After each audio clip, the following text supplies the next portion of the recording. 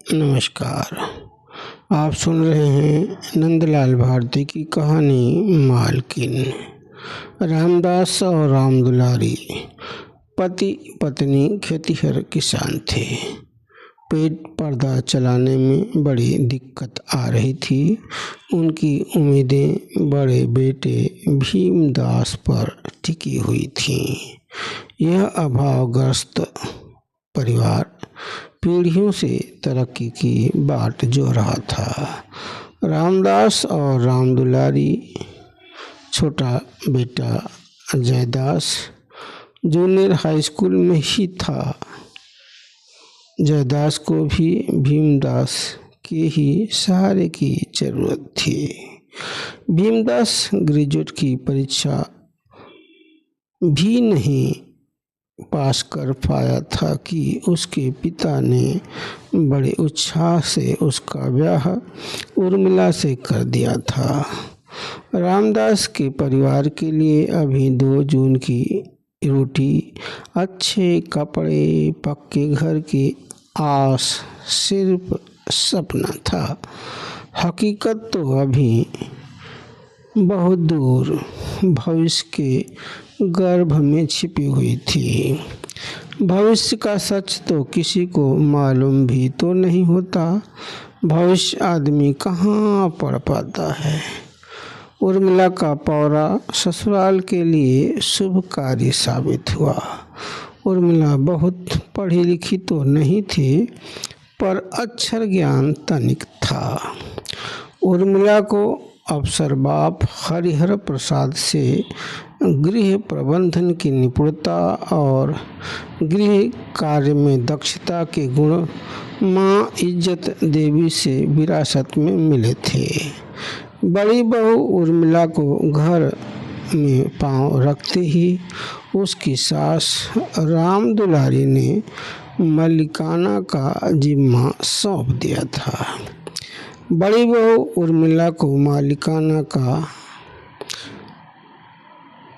जिम्मा सौंप दिया गया। ताली कुंजी सौंप कर रामदुलारी मचिया पर बैठकर हुक्की गुड़गुड़ाने की तमन्ना को त्याग कर पति रामदास के साथ खेती बाड़ी के उद्यम में जुट गई थी।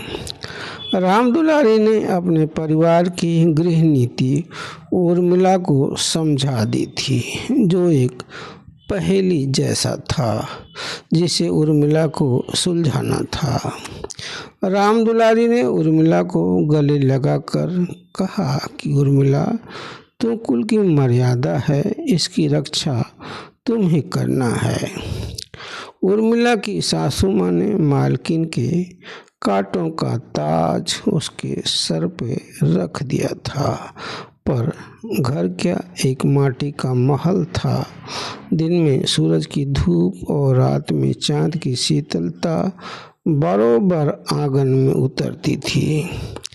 चाबी सौंपते हुए उर्मिला की सास बोली थी, बहू, मैं तुम्हें 11 घर के माटी के महल की कुंजी सौंप रही हूँ। इस महल में कुठली, कुंडा और दीवार में एक खुफिया जगह भी है, जहाँ हीरे मोती जवाहरात रुपये पैसे रखे जा सकते हैं, पर कहीं कुछ नहीं है। सिर्फ फसल के मौसम में कुठलियाँ भरती हैं, कुंडे में गुड़ भरता है, बाकी समय में कुठला कुंडा सब खाली रहता है। अब ये सब तुम्हारे हवाले है। हमारा आशीर्वाद तुम्हारे साथ है। कुठली कुंडा भरो, तिजोरी भरो, दूधो नहाओ, पूतो फलो, धन दौलत की मालकिन बनो। हमारा आशीर्वाद तुम्हारे साथ है। माँ से उर्मिला को मिली सीख, बाप की दूरदृष्टि और सास के घर चलाने की गुर से उर्मिला एक मजी हुई गृहस्थ बहू बन गई थी। उसकी गृह नीति से परिवार की गाड़ी धीरे धीरे गति पकड़ने लगी थी। जिस घर में खाने के लिए अनाज की कमी हो जाया करती थी, उस घर के अनाज की खाली कुठली में अनाज और कुंडे में गुड़ भी रहने लगा था। रामदास के रुतबे में बदलाव आने लगा। वे अब सुबह शाम मचिया पर बैठकर हुक्का गुड़गुड़ाते थे। दरवाजे पर 2-4 लोगों की मजलिस भी जमने लगी थी। उर्मिला अपने परिवार के लिए ही नहीं, पूरे गांव की औरतों के लिए नजीर बन गई थी। उर्मिला के हाथ में मालिकाने की चाबी आते ही वह जिम्मेदारी के बोझ से दब तो गई थी, परंतु बहुत जिम्मेदार हो गई थी। वह जिम्मेदारी के बोझ से दबकर भी गर्व महसूस कर रही थी। पति भीमदास की पढ़ाई में उर्मिला कभी बाधा नहीं बनी। भीमदास बीए की परीक्षा पास हो गया। घर परिवार ही नहीं, पूरे गांव में खुशी की लहर दौड़ पड़ी थी। भीमदास खानदान का पहला बीए पास था। रामदास के लिए बड़े गुमान की बात थी कि उनका बेटा बीए पास है। उनका गुमान पूरे गांव का गुमान था। गांव की यही खूबसूरती तो दुनिया को रिझाती है। गांव के एक व्यक्ति का सुख दुख पूरे गांव का दुख सुख होता है। गांव के किसी एक की बहन बेटी पूरे गांव की बहन बेटी होती है। बदलते युग में पछुआई देश के सुदूर गांवों की विशुद्ध आहो हवा को दूषित करने लगी है। भीमदास नौकरी की तलाश में देश की राजधानी पहुंचा। कहने को तो दिल्ली दिल वालों की है, परंतु वहाँ उसे कोई दिलदार नहीं मिला। उसे झुग्गी के जीवन में बहुत मुश्किलों का सामना करना पड़ा। एक सरकार का कार्यकाल खत्म हो गया, दूसरी सरकार भी आ गई, पर भीमदास से नौकरी कोसों दूर थी। भीमदास कभी किसी काम को छोटा नहीं समझा। काम किया रोटी के लिए, पर खुद का पेट रोटी से कम पानी से ज़्यादा पीकर भरता। पर माँ बाप के लिए हर महीने 100 रुपये ही सही, पर मनी ऑर्डर जरूर करता था। उधर गांव में उर्मिला मालकिन होने की पूरी जिम्मेदारी निभा रही थी। उसके गहने स्थानीय बाजार के साहूकार की तिजोरी में ऐसे गए कि फिर कभी लौटकर वापस नहीं आए। जिम्मेदारी के बीच उर्मिला और भीमदास 2 बच्चों के माँ बाप बन गए। दशक की बेरोजगारी के बाद भीमदास को एक कंपनी में नौकरी मिल गई। भीमदास को सरकारी नौकरी नहीं मिलने का मलाल था। इस नौकरी में पेंशन नहीं थी, बाकी रिटायरमेंट तक कुछ सुविधाएं थीं। रामदास और रामदुलारी को पोते पोती के भविष्य की चिंता सताने लगी, तो वे उर्मिला के साथ पोते पोती दीक्षा और परीक्षित के साथ शहर भेज दिए। दीक्षा और परीक्षित शहर के स्कूल में पढ़ने लगे। शहर में उर्मिला तीसरे बेटे दीक्षित की भी मां बन गई। शहर से गांव तक की मालकिन उर्मिला अपनी जिम्मेदारी ईमानदारी से निभा रही थी। उर्मिला ने देवर जयदास की पत्नी भौरी को छोटी बहन मान ली। उर्मिला जयदास के बच्चों की गार्जियन बन गई। गांव की माटी के महलनुमा घर के सामने पक्का घर की बाउंड्री पर बड़ा सा लोहे का सुनहरे रंग का फाटक लग गया। रामदास चहरदीवारी के अंदर जामुन के पेड़ के नीचे सुबह शाम जमींदारों जैसे ठाठ के साथ हुक्का गुड़गुड़ाते, मन ही मन अघाते। उर्मिला और भीमदास भौरी और जयदास के ही नहीं, उनके दोनों बच्चों शुभंकर और रिया के भी पालक बने और ईमानदारी से पालन पोषण भी किए। जयदास का बेटा शुभंकर उर्मिला की देखरेख में पला बढ़ा पढ़ा और कामयाब भी हुआ। उर्मिला और भीमदास ने शुभंकर और रिया का ब्याह गौना का फर्ज भी माता पिता की तरह जयदास और भौरी के साथ खड़ा होकर निभाए। उर्मिला और भीमदास ने अपनी बड़ी बेटी दीक्षा के बाद परीक्षित की शादी अभिलाषा के साथ क्या कर दिया, वह तो परिवार के लिए भूकंप बन गई। ब्याह के होने के महीने भर के अंदर ही अभिलाषा कुल बहू होने के धर्म को कलंकित कर वापस बाप के घर चली गई। अभिलाषा माँ बाप बहनों के साथ मायके से परीक्षित के साथ शहर उड़कर पहुंच गई। फिर ससुराल की तरफ मुड़कर नहीं देखी और न ही परीक्षित को देखने दी। अभिलाषा और उसके क्रिमिनल माइंड माँ बाप ने परीक्षित का ऐसा माइंड वॉश कर दिया कि वह भी माँ बाप का विरोधी बन गया।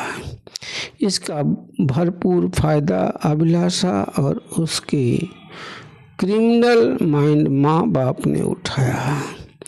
परीक्षित अपने ही माँ बाप को ही दुश्मन मानने लगा।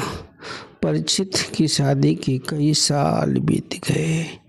वह एक बच्चे का बाप भी बन गया, पर परिवार की याद न आई। अभिलाषा को ससुराल के मालिकाना से कोई लगाव नहीं था। उसे मायके के मालिकाने की फिक्र थी। उसे फिक्र थी तो अपनी आधा दर्जन बहनों, भाई और क्रिमिनल माइंड माँ बाप की।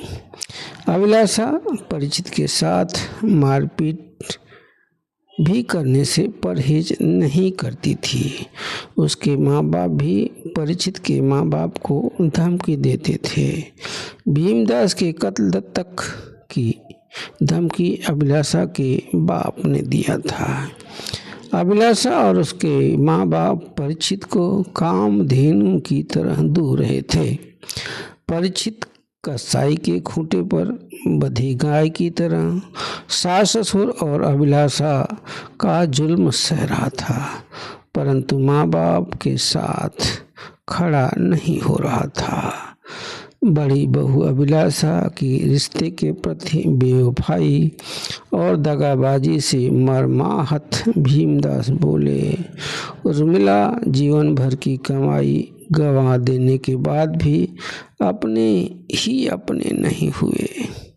बेटा परीक्षित क्रिमिनल माँ बाप की पागल बेटी, हाफ माइंड हाफ ब्लाइंड पत्नी अभिलाषा के लिए माँ बाप को छोड़ दिया। ऐसा कौन सा गुनाह हमने कर दिया था? उर्मिला बूढ़ी आंखों के आंसू संभालते हुए बोली, दीक्षित अपना फर्ज निभा रहा है, हमारा केयर टेकर है, जिम्मेदारी संभाल रहा है। हम लोगों के लिए विदेश की नौकरी तक छोड़ दिया। भीमदास बोले, हाँ उर्मिला, असली केयर टेकर तो दीक्षित ही है। जब कोरोना से पीड़ित दूसरे शहर में भर्ती था, तब दीक्षित ने अपनी जान की बाजी लगाकर मेरे पास पहुंचा था। बड़ी पुतोहिया अभिलाषा तो मेरे मौत की दुआ कर रही थी, आज भी कर ही रही होगी। हालांकि परीक्षित ने फोन पर बात किया था।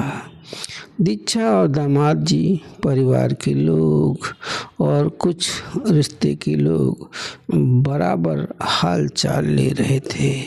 शायद अभिलाषा उसके माँ बाप के लिए मेरी मौत की अच्छी खबर होती, पर मैं बच गया। उर्मिला दीक्षित ने जो कोरोना काल में किया उसे नहीं करना था। उसे अपनी जान की परवाह करना था, पर उसने बूढ़े बाप की परवाह किया। सच कह रही हो उर्मिला, हमारा सच्चा वारिस तो छोटा बेटा दीक्षित है। उर्मिला, हमारे लिए तो अपनी 3 औलादें आँख, ठेहुना और जिगर हैं, पर दीक्षित प्राण बन गया है। परीक्षित को आज तक माँ बाप के प्रति जिम्मेदारी का एहसास नहीं हुआ भी हो, पर चुड़ैल अभिलाषा रोक ली हो। दहेज के केस का डर दिखाकर, पत्नी उत्पीड़न के केस का डर दिखाकर उर्मिला बोली, तुम चिंता छोड़ो, सेहत का ख्याल रखो, सब अच्छा होगा। भीमदास बोले, हाँ उर्मिला, जानता हूँ अपनी सेहत के बारे में। जिंदगी किस मोड़ पर कब साथ छोड़ दे यह तो नहीं जानता। काश दीक्षित की भी गृहस्थी बस जाती तो चैन से विदा ले लेता। उर्मिला बोली, इतना मत सोचो, आपने किसी का बिगाड़ा नहीं है, बनाया है। अपने साथ बुरा क्यों होगा, जो होगा अच्छा ही होगा। भीमदास बोले, परीक्षित पापिन पत्नी के चक्रव्यूह में फंसकर बेगाना हो गया है। जो अभिलाषा न एक अच्छी पत्नी बनी, न एक अच्छी माँ बन पाई, तो वह सास ससुर की क्या होगी। उर्मिला बोली, हमने परिवार के लिए बहुत त्याग किए हैं, हमारा त्याग व्यर्थ नहीं जाएगा। इस घर को सुयोग्य नई मालकिन जरूर मिलेगी। भीमदास को बेचैन देखकर उर्मिला बोली, तबीयत तो ठीक है, क्यों उदास हो। भीमदास मौन थे। उनके माथे पर चिंता की ही लकीरें नहीं, उनके आँखों में चिंता के ज्वार भाटा उमड़ रहे थे। माँ की बातें सुनकर दीक्षित पिता के बगल में बैठकर हाथ थाम लिया।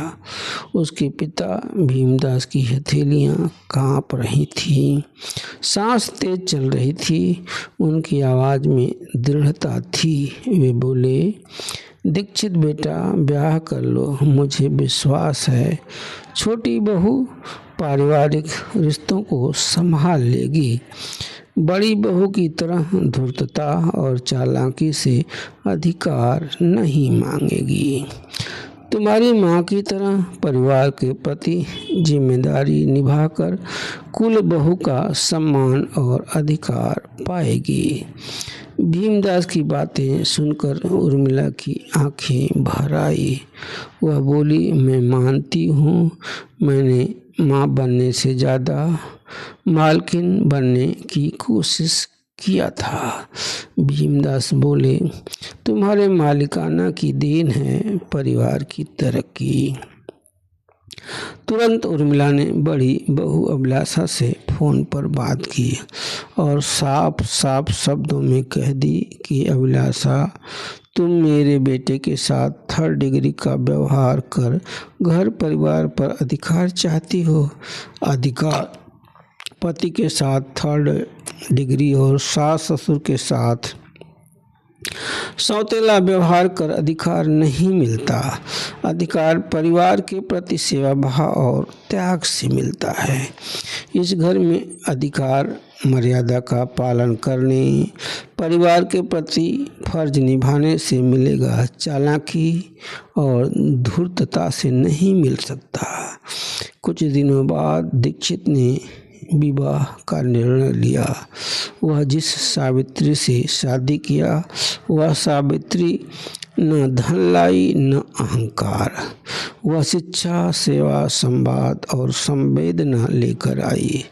उसने उर्मिला के चरण छुए और कहा, माँ, मैं इस घर की मालकी नहीं, इस घर की बेटी बनकर आई हूँ।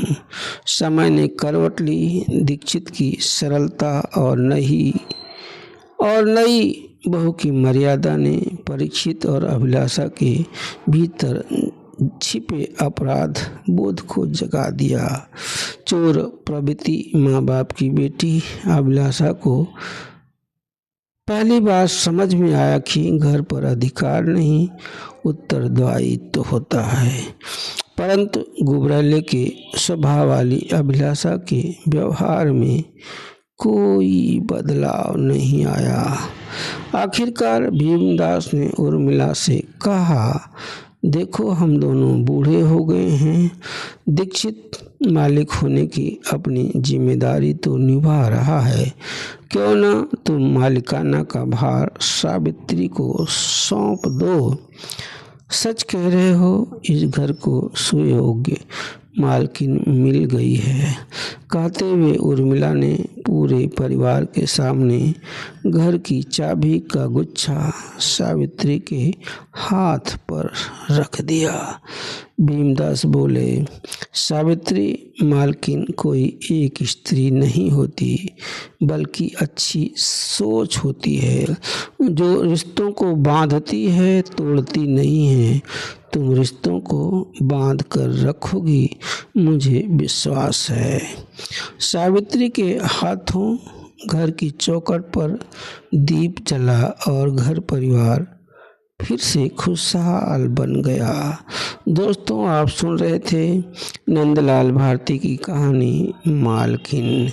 दोस्तों, अगर आपने अभी तक चैनल सब्सक्राइब नहीं किया है तो कर लीजिए। धन्यवाद।